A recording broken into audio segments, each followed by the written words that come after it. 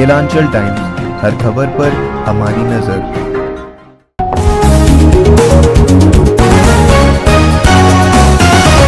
नमस्कार, मैं हूं आयुष और आप देख रहे हैं गिलांचल टाइम्स। बिहार में पंचायत चुनाव होने को है, आचार संहिता लागू हो गया है।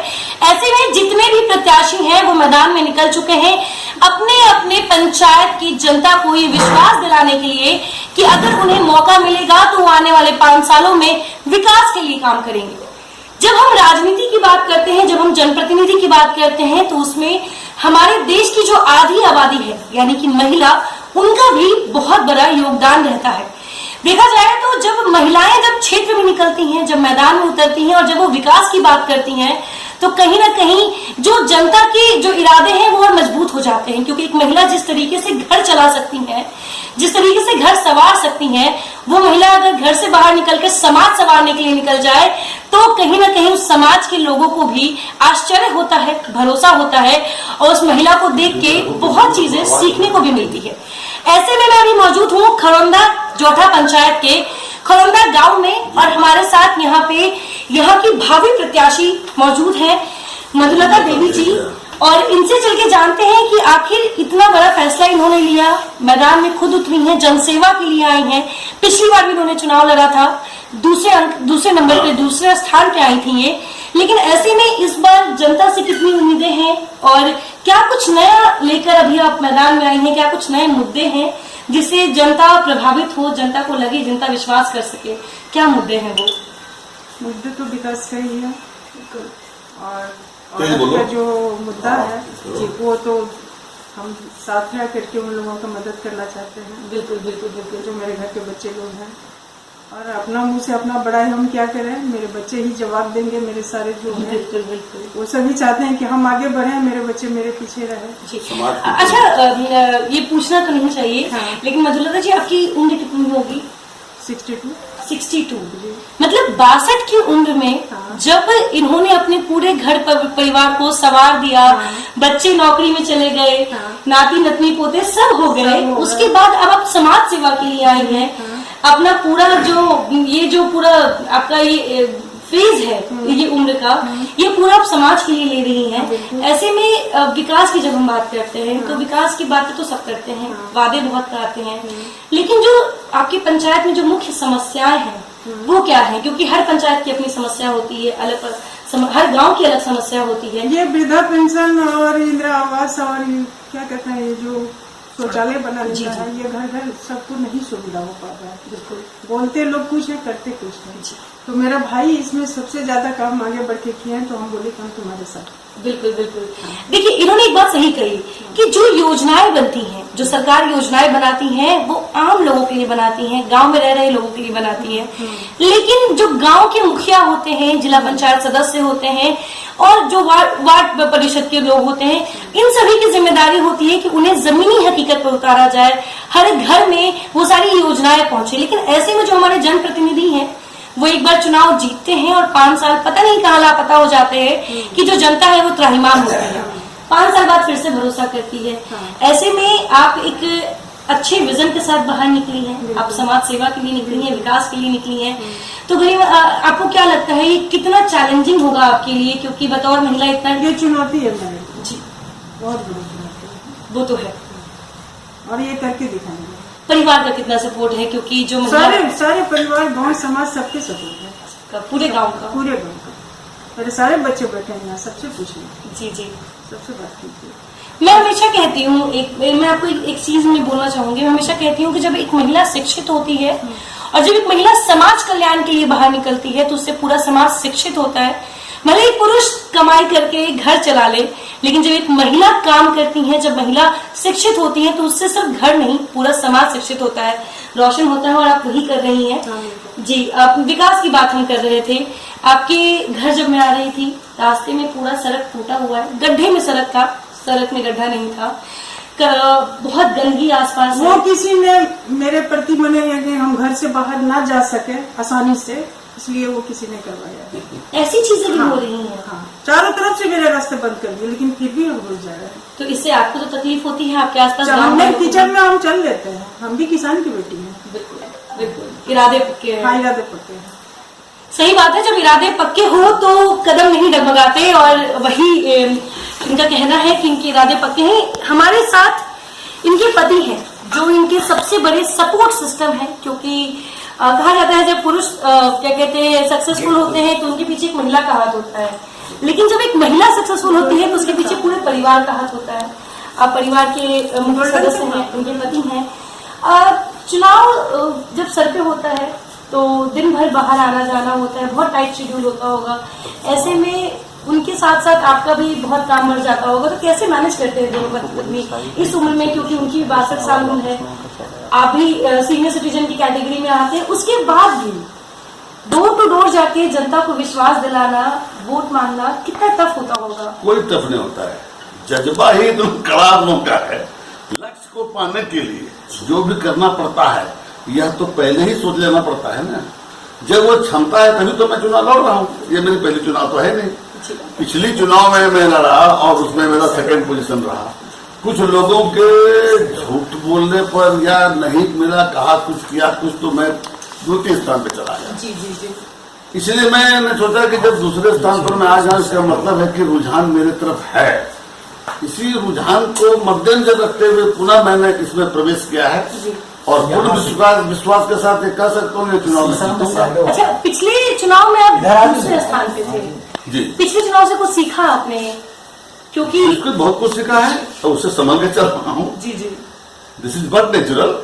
लोगों ने ठगा जिसने उसको मैं ठगता नहीं हूँ, बस प्रणाम कर लेता हूँ। आप अपने रास्ते अपने रास्ते पर हैं, ठीक है।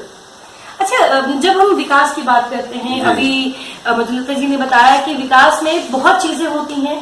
विकास में एक सबसे बड़ा मुद्दा होता है कि जो जनता के अंदर जो एक डर होता है या जो जनता के अंदर इनसिक्योरिटी होती है चीजों को लेके, कि अगर आज मेरे पास इंदिरा आवास योजना नहीं है, मैं अगर मुखिया जी के पास जाऊंगा, जिला पंचायत सदस्य जी के पास जाऊंगा, शायद वो मेरी बात ना सुने, तो वो भरोसा जीतना, उनको भरोसा दिलाना ऐसा है आयुष जी। जी जी। ये सब छोटी छोटी बातें हैं। अच्छा, मैं इसके ऊपर लेवल का पदाधिकारी बनूंगा। मैं जिला में सिर्फ ये जिला परिषद का सदस्य बनने मैं उस पर भी आ रही थी, लेकिन आपने शुरुआत कर दिया तो आप ही बताया पूरी बात। मेरी ये इच्छा है कि मैं इस बार चेयरमैन का भी चुनाव लड़ूं। बिल्कुल। और ये सड़क और ये सब इंदिरा आवास, नल जल, ये सब मुखिया लेवल का लेवल है जी। इसमें मेरा कोई बहुत ज्यादा सहयोग नहीं है। मैं देखूंगा ठीक नहीं हो रहा तो मैं गुड टाइप करूंगा जी। क्यों नहीं हो रहा है, जरूरी है, ये जरूरी टाइम पे क्यों नहीं हुआ, अब तक होना था क्यों, मैं मॉनिटरिंग करूंगा उसका। मैं तो बड़ी बड़ी योजनाओं को करूंगा, बड़ी बड़ी योजनाओं को मैं कार्यान्वित करूंगा, जितने बच्चे काम में जुड़ूंगा। सड़कें जो इस तरह से गड्ढा जो आपने इसकी शिकायत की, मैं चाहूंगा कभी इस तरह में नहीं हो। और भी लोग हैं हमारे साथ में, विधायक जी हमारे हैं, वो हमारे साथ में, उन लोगों ने भी हमको सराहना की है मेरी। तो हम विकास का काम करेंगे और इतना विकास का काम करेंगे जो आज तक किसी ने नहीं किया, ये मेरा वादा है। अच्छा, विकास का मापदंड आपके लिए क्या है? क्योंकि जब हम विकास की बात करते हैं तो विकास की कोई सीमा नहीं है। बिल्कुल।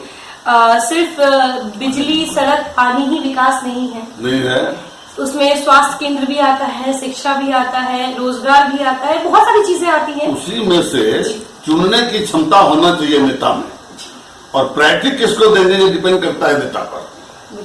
ठीक है ना। जिसकी आवश्यकता देखी जाएगी, जिसकी आवश्यकता अभी पहले है उसको मैं पहले करूंगा, जिसकी अभी कोई आवश्यकता नहीं उसको बाद में करूंगा। लेकिन जो आपने कहा ये सब बातें, सड़क, पानी, बिजली, ये वो तो आवश्यक आवश्यकता है।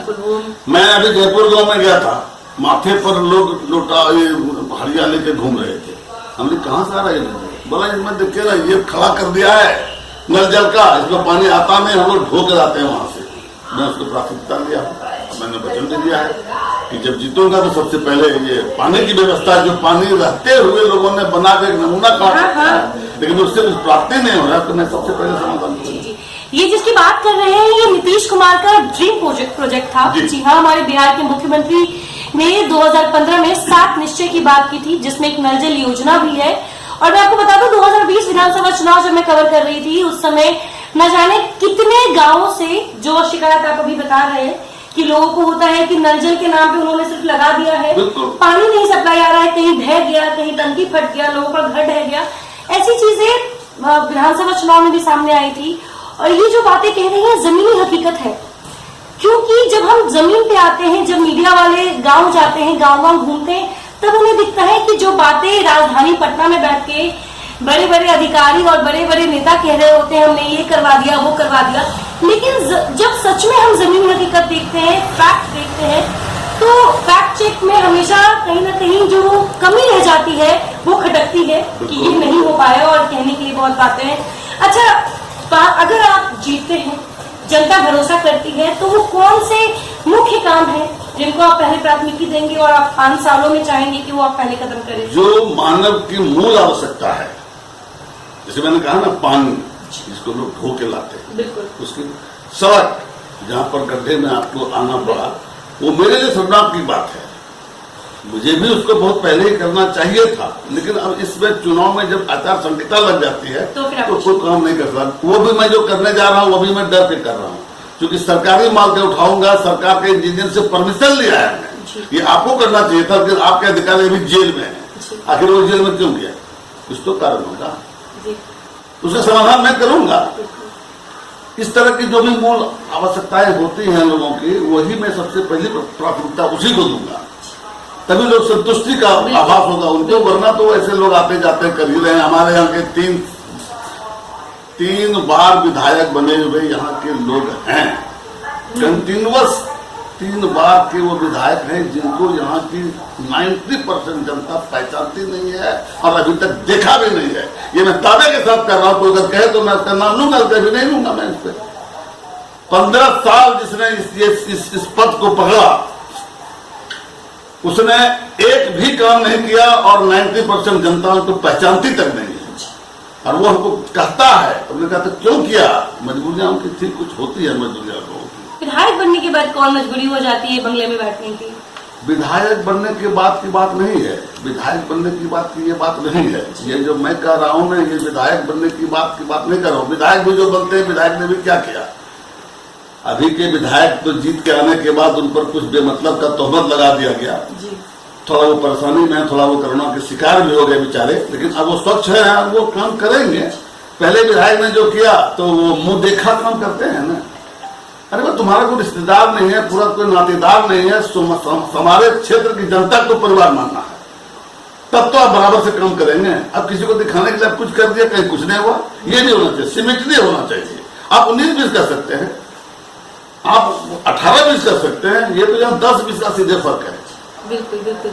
मैं हमेशा कहती हूँ, काम बोलता है। अगर आप काम नहीं कीजिएगा तो जनता अपना रिपोर्ट कार्ड जरूर तैयार रखेगी, जरूर बताएगी कि आखिर 5 सालों में आपने जितने वायदे किए थे, आखिर उनमें से आप कितनों पर उतर पाए हैं। ये हर 5 साल में, ये हमारा संविधान है, ऐसे ही बना है कि जनता सर्वोपरि है, जनता ही अपना जनप्रतिनिधि चुनती है। और अब हम आते हैं मधुलता जी के पास वापस। इन्होंने जिस मास्टरमाइंड की बात कही, जिस भाई की बात कही कि मेरा भाई लगातार क्षेत्र में है, वो वहाँ की परेशानी देखते हैं, और वो जब कहे कि ऐसी ऐसी चीजें हमें करनी चाहिए, तो उन्होंने कहा कि हम तुम्हारे साथ हैं। तो चलिए उनसे बात करते हैं, उनसे जानते हैं। पहले तो मैं आपका शुभ नाम जानना चाहूंगी। ऐसे मेरा सर्टिफिकेट नेम तो अनिश कुमार चौहान है, लेकिन पूरे क्षेत्र के लोग मुझे गौतम सिंह के ही नाम से जानते हैं। अच्छा, आप कितने समय से क्षेत्र में घूम रहे हैं और क्या क्या आपके क्षेत्र की मुख्य समस्या? राजनीति के परिवेश में मैं 20 वर्षों से। 20 वर्ष से तो सारे उतार चढ़ाव आपने देखे होंगे। सारे उतार चढ़ाव को हमने देखा है, समझा है और जानने की भी कोशिश की। ऐसे में आपके क्षेत्र में आप लगातार बाहर घूम रहे हैं, जनता के बीच में हैं, ऐसे में वो कौन कौन सी मुख्य समस्याएं हैं जो आपकी नजर में आपको लगता है कि इन चीजों पे अगर हम जीतते हैं तो खुद हमें काम करना चाहिए? क्योंकि जनता तो कहीं से भी मतलब पिटी हुई है, हर जगह से जनता पिटी हुई है। अगर वो आप पे भरोसा नहीं करेगी, किसी और को भी चुनते हैं। अगर वो काम नहीं कर रहे हैं तो 5 साल वो वैसे ही रह जाएंगे, फिर वो मुंह देखते रह जाएंगे अपने जनप्रतिनिधि का। लेकिन अगर जनता आप पे भरोसा करती है, आपको अपना जनप्रतिनिधि चुनती है, तो ऐसे में अगर इनको चुनती है, तो ऐसे में आप लोग और क्या क्या विकास कर सकते हैं अपने क्षेत्र? देखिए, विकास को हम 2 भागों में बांटते हैं। एक तो वैसे लोग जो हमारे मतदाता हैं, उनकी जो समस्या है, दूसरे मतदाता से नीचे वाले जो लोग हैं उनकी समस्या है। सबसे पहले पढ़ाई और दूसरी दवाई। पढ़ाई होगी, लोग समझदार होंगे। आज जो बदनामी है या एक स्लोगन चल गया है कि मुर्गा, कपड़ा, पैसा, तो जब बच्चे शिक्षित होंगे, वो मतदाता हो जाएंगे, जी। तो ये स्लोगन करीब करीब समाप्त हो जाएगा। वो पहुंचे हुए जनप्रतिनिधि का आकलन करेंगे, कौन मेरा काम करेगा, कौन हमको ठगेगा, किसके प्रति हमको रुझान बनाना है, किसके प्रति नहीं। तो दो भागों में विभक्त करते हैं। कुछ जमीनी समस्याएं हैं, मुखिया जी बदनाम है, अलग बात है, लेकिन मान लीजिए कि अब तो इंदिरा आवास की कहानी समाप्त हो गई है, प्रधानमंत्री आवास योजना चल रही है, इसके लिए विंग है सरकार का, कहीं ना कहीं सरकार दोषी है इसके लिए, वो विंग सही काम नहीं करता है। जिनकी जिम्मेवारी है सर्वे करने का, वो नहीं करता। जो लाभों को पेंशन का लाभ मिलना चाहिए, आप शायद कभी नजदीक से पेंशन को नहीं महसूस किए होंगे। मैंने अपने पंचायत में, हमारे एक मुखिया थे प्रदीप मंडल, प्रदीप सिंह उनका नाम था, उनकी पत्नी वर्तमान मुखिया है। अपने रीजन में उन्होंने 1100 पेंशन किया, उसके पहले एक भी पेंशन नहीं था। वृद्धा पेंशन, चाहे लक्ष्मीबाई पेंशन हो, मतलब जितनी उस समय की योजना थी उसमें 1100 व्यक्तियों को लाभ दिया। तो जब उस बुजुर्ग लोग को 200 रुपए का उस समय का जमाना था, 200 रुपये मिलता था ना, तो इतनी खुशी होती थी उनको, इतनी खुशी होती थी कि 200 रुपया हमको मिला, पोता को 5 रुपया दे दिए, पोती को दे दिए, तो ये बड़ी अंदर की बात। और अगर उससे लोग वंचित होता है तो ये शर्म की। और अब तो सरकार ने तय कर दिया कि जो भी व्यक्ति 60 वर्ष के हैं और उस योग्य हैं, उनको पेंशन मिलना चाहिए। तो मेरी जब दीदी क्षेत्र में जाती थी तो बहुत बूढ़ी सब महिला आती थी, आपने ये अपने हम लोग के स्वाभाविक, आपने जीतवा ना हमरा पेंशन दिया, बिल्कुल एक उम्मीद बन जाती है, एक उम्मीद था महिलाओं को। और सबसे बड़ी बात है कि जितने भी जिला पार्षद के सदस्य होंगे उसमें एकमात्र हमारी दीदी ही महिला उम्मीदवार। अब सोच लीजिए कि अंदर से कितनी डैशिंग होगी, 10, 12, 14 कितने उम्मीदवार होंगे और एक अकेली महिला मैदान में खड़ी है। और कुछ नहीं, आपने जितनी जानकारी दी, जितनी बातें आपने बताई, इससे एक चीज तो साफ है कि जो विजन है आप लोगों का क्षेत्र को लेके, क्षेत्र के विकास को लेके, उसमें ये चीजें क्लियर है कि हमें किन पैमानों पे काम करना है। और कहीं ना कहीं जब हम वृद्धा पेंशन की बात करते हैं, उन योजनाओं की बात करते हैं जो सरकार ने बनाए हैं, उन सभी योजनाओं को जमीन पे लाना और हर घर पहुंचाना वो जनप्रतिनिधि का काम होता है। और अगर जनता इनको चुनती है तो इनकी पूरी टीम, खुद मधुलता जी, उनकी पति, उनके भाई, ये सभी के सभी इसमें जुट जाएंगे कि कैसे हर घर वो सभी योजनाएं पहुंच पाए। ऐसे में चेयरमैन की दावेदारी की भी बात चल रही थी। सर ने कहा कि अगर हम जीतते हैं तो हम चेयरमैन की दावेदारी करेंगे, तो उसमें भी अंदरूनी एक वोटिंग होता है चेयरमैन के लिए। तो अगर आपको जनता चुन लेती है जिला पंचायत सदस्य, तो ऐसे में जो अंदर की जो और जो जिला पंचायत सदस्य चुने जाएंगे, जिनमें से चेयरमैन बनेंगे, वहां पे आपको क्या लगता है, वहां पे इतना तालमेल है कि आप, एक तो सिंगल महिला है, सारे प्रत्याशियों के बीच में एक महिला प्रत्याशी अगर मैदान में उतरी है और सबको बराबरी का टक्कर दे रही है, तो कहीं ना कहीं सबको डर भी लगता होगा आपसे कि महिला नहीं लगता है।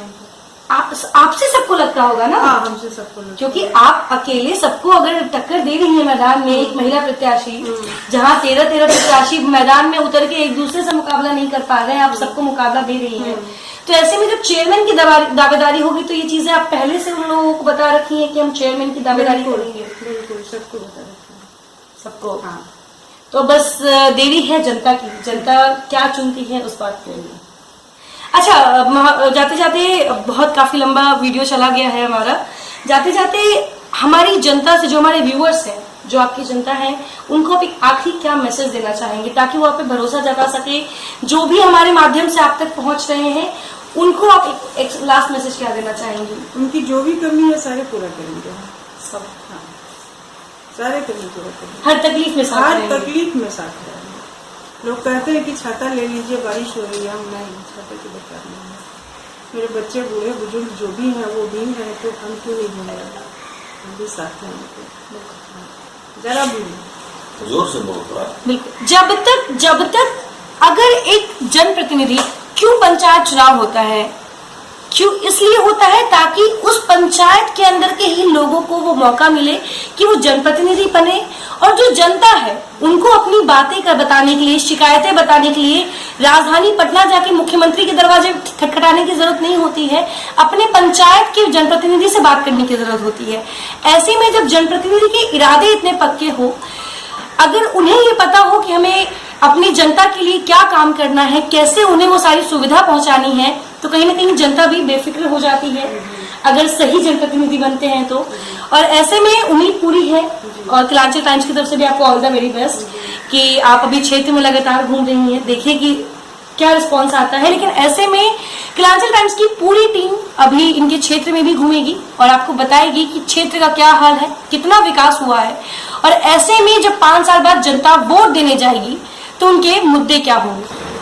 जब भी चुनाव आता है तो हर नेता, हर जनप्रतिनिधि, हर प्रत्याशी मैदान में उतरते हैं वोट मांगने के लिए, लेकिन जो जनता है उनकी क्या चुनावी मूड है, वो किस माहौल में है अभी, वो तो उनके बीच का ही कोई शख्स बता सकता है। और ऐसे में हमारे साथ अरुण कुमार सिंह जी जुड़े हुए हैं, ये लगातार क्षेत्र में है, मधुलता जी के साथ काम कर रहे हैं। जितनी ज्यादा से ज्यादा हो सके ये गांव के लोगों से मिलते हैं, उनको विश्वास दिला रहे हैं, उनकी समस्याएं जानने की कोशिश कर रहे हैं, क्योंकि ये चुनाव है, समस्या पता होगी तभी समाधान होगा। और ऐसे में लगातार आप क्षेत्र में बने हुए हैं, तो ऐसे में जनता के बीच में क्या माहौल नजर आ रहा है चुनाव को लेकर? जनता मुख्य रूप से सम्मान खोजती है जी। जनता के बीच में रहने वाले जनप्रतिनिधि, जनता के हित में जनता का सम्मान करने वाले प्रतिनिधि को जनता पसंद करती है। जनता विकास चाहती है, विनाश नहीं चाहती है। कुछ लोग स्वार्थ की राजनीति करते हैं, वो चुनावी मौसम में आते हैं फिर वो चले जाते हैं। चुनावी मौसम भी आते हैं, बीच में देखने जनता को नहीं आते। जी जी जी। और हम लोग अनवरत जनता के बीच में रहे हैं, जनता के दुख दर्द से जुड़े हुए हैं। यही कारण है क्षेत्र में जहाँ भी जा रहा हूँ सम्मान मधुलता जी के नाम पर मिल रही है, और आशा और विश्वास है विकास के नाम पर, जनहित के नाम पर मधुलता जी को निश्चित रूप से सफलता मिलेगी जी।